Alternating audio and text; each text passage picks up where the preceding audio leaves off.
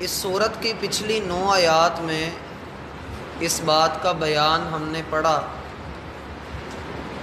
کہ قرآن اللہ سبحانہ و تعالیٰ کی نازل کردہ کتاب ہے،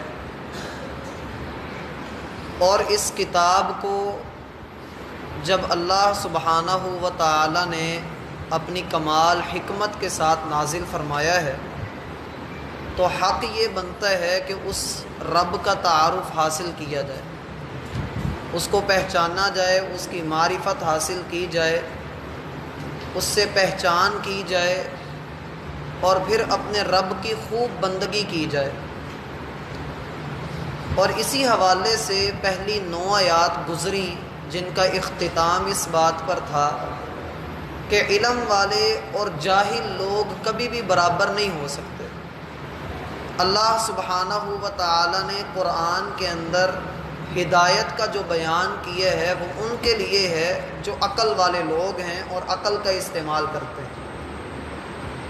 اب پیش نظر آیت کے اندر جو انداز اللہ رب العالمین نے اختیار کیا ہے وہ انداز یہ ہے کہ اے محمد صلی اللہ علیہ وسلم آپ کہہ دیجئے اے میرے بندو جو ایمان لائے ہو۔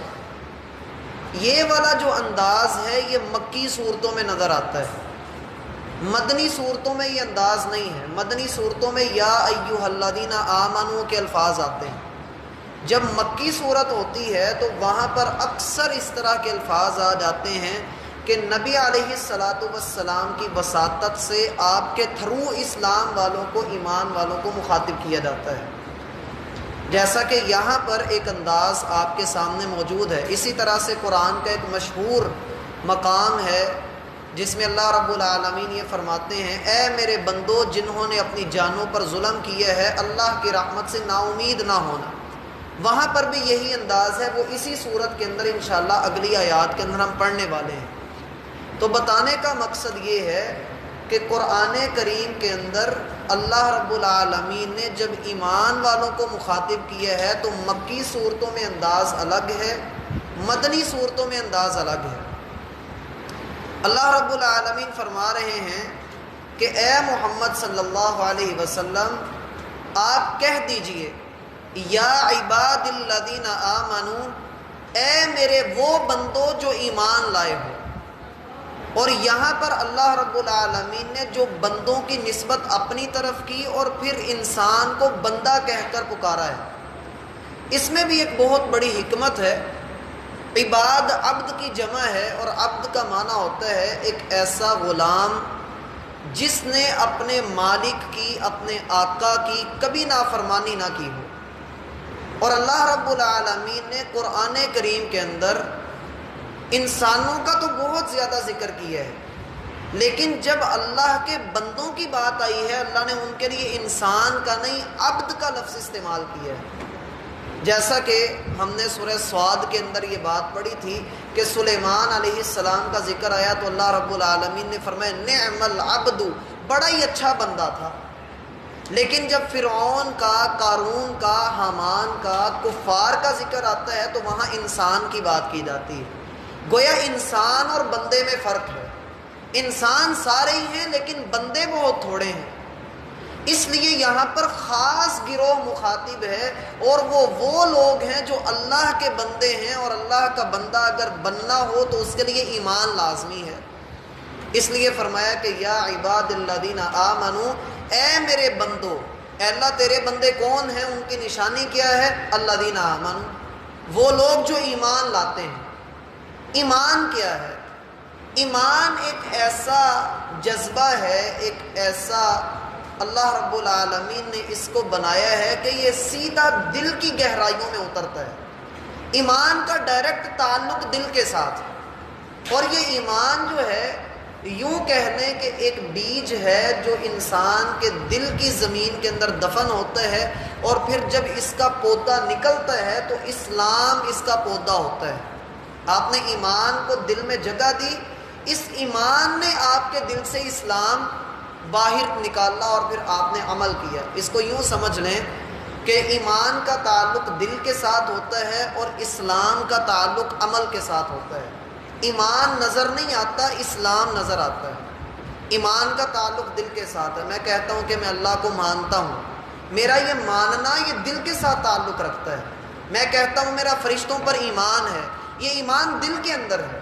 اب اگر کوئی بندہ یہ کہے کہ میں جی نماز کی اہمیت کے اوپر 2 گھنٹے کی تقریر کر سکتا ہوں لیکن نماز خود ادا نہ کرے، ہم اسے کہیں گے یہ بندہ اپنے دعوے میں جھوٹا ہے، اس لیے کہ اس نے عمل کر کے نہیں دکھایا ہے۔ اسلام کا تعلق عمل کے ساتھ اور ایمان کا تعلق دل کے ساتھ ہے، اور دونوں آپس میں گہرے مربوط ہیں، لازم و ملزوم ہیں۔ اگر کسی بندے کے پاس ایمان موجود نہیں ہے تو اس کے اسلام کا بھی کچھ فائدہ نہیں۔ ایک حدیث سنا کر ہم اپنی بات کو مکمل کرتے ہیں۔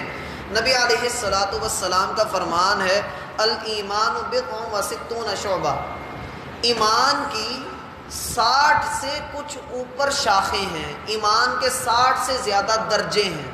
اب کسی بندے کے اندر وہ پورے درجے بھی ہو سکتے ہیں جیسے کہ انبیاء میں، کچھ لوگوں میں 40 درجے ہو سکتے ہیں، 50 ہو سکتے ہیں، 20 25 جتنے بھی ہو سکتے ہیں۔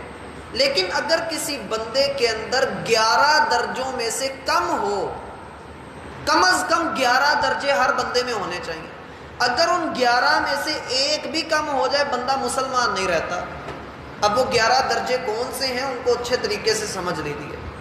6 تو ایمان کے ارکان ہیں، ایمان کے 6 ارکان ہیں، ایمان کے 6 ارکان ہیں۔ کتنے ارکان؟ 6 ارکان ہیں۔ سب سے پہلے ہے اللہ پر ایمان، دوسرا ہے فرشتوں پر ایمان، تقدیر پر ایمان، کتابوں پر ایمان، رسولوں پر ایمان اور یوم آخرت پر ایمان۔ یہ 6 درجے ہیں، ان 6 کے اوپر ایمان لانا ہم پر لازم ہے۔ اور بقایا 5 اسلام کے ارکان ہیں، کلمہ، نماز، روزہ، زکوٰۃ اور حج۔ یہ 6 اور 5 11 ٹوٹل چیزیں ہیں۔ ان 11 چیزوں کی موجودگی ہر دل کے اندر لازمی ہے، اگر ان میں سے ایک بھی کم ہو جائے بندہ دائرہ اسلام سے نکل جائے گا۔ مثلا اگر کوئی بندہ کہ میں سب کچھ مانتا ہوں لیکن میں فرشتوں کا وجود نہیں مانتا، میں انکار کرتا ہوں، وہ بندہ کافر ہو جائے گا۔ کوئی بندہ کہے کہ میں سب کچھ مانتا ہوں لیکن میں زکوٰۃ کو نہیں مانتا، وہ بندہ کافر ہو جائے گا۔ سیدنا ابو بکر صدیق رضی اللہ عنہ کی جب خلافت شروع ہوئی تھی تو کئی قبیلوں نے زکوٰۃ دینے سے انکار کر دیا تھا، تو سیدنا ابو بکر صدیق رضی اللہ عنہ نے ان کے خلاف جہاد کیا، صرف اس بیس پر کہ یہ اسلام کے ایک رکن کا انکار کر رہے ہیں۔ اگر کوئی بندہ نماز کا انکار کرتا ہے تو آپ سب جانتے ہیں حدیث ہے من ترک الصلاۃ متعمدا فقد کفر، جس نے جان بوجھ کر ایک نماز چھوڑی اس نے کفر کا ارتکاب کیا ہے۔ تو یہ 11 چیزیں بیک وقت ہر بندے کے اندر موجود ہونا لازمی ہے، اور یہاں پر اسی کا اللہ رب العالمین نے ذکر کیا ہے کہ اے میرے بندو جو ایمان لائے ہو۔ اس لیے میرا بھائی ایمان کے بارے میں بندے کو فکر مند رہنا چاہیے۔ ایمان کم بھی ہوتا ہے، ایمان بڑھتا بھی ہے۔ مسجد میں بیٹھ کے ہم جھوٹ نہیں بولتے کہ ہاں ایمان ہمارا بڑھا ہوا ہوتا ہے، باہر جا کر ہماری زبانیں پھسل جاتی ہیں، وہاں ہمارا ایمان کم ہوتا ہے۔ اس لیے ایمان کی سلامتی اللہ سے مانگتے رہنا چاہیے، اللہ سے کہتے رہنا چاہیے کہ اے دلوں کے پھیرنے والے، میرے دل کو اپنے دین کی طرف اور اپنے دین پر استقامت کی طرف ثابت قدمی اللہ عطا کر دے، استقامت عطا کر دے۔ اللہ میرا اور آپ کا حامی و ناصر ہو۔ بقیہ اس کی تفصیل انشاءاللہ ہم کل دیکھیں گے۔